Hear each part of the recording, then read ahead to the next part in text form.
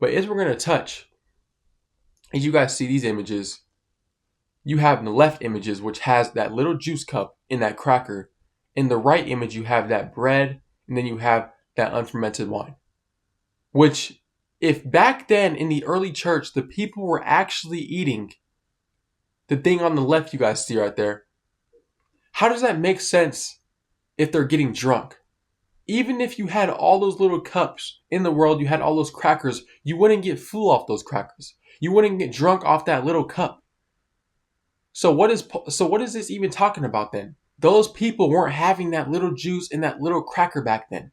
As you see on the right is more correctly and more accurately is what they were probably having back then. Because you can't get drunk off that little cup and that little cracker. What Christians do nowadays in these churches when they take the Lord's Supper, they say, take this little cracker, take this little wine, take it everyone.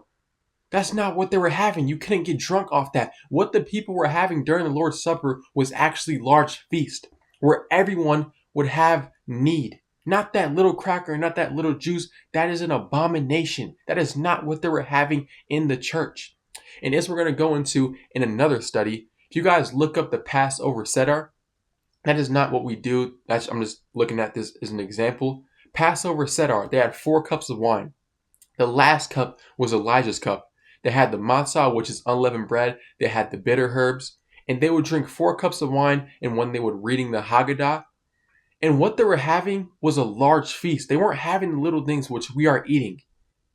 And Paul, they didn't obviously do the ceremony and the rituals of what the Jews did and what Jesus did actually when he instituted the Lord's Supper, which I believe when he said, this is the blood of my covenant, this is the blood of the covenant, he was actually on the 3rd cup. You can look that up. If you look up Passover Seder, it's very interesting. But getting back to the point of the Lord's Supper, it's more accurately that they were having on the right, that right image you see, is what they were having at the Lord's Supper for everyone. Because that little cracker and that little juice, they were not having that in the church. So majority of churches nowadays are not even keeping the Lord's Supper correctly.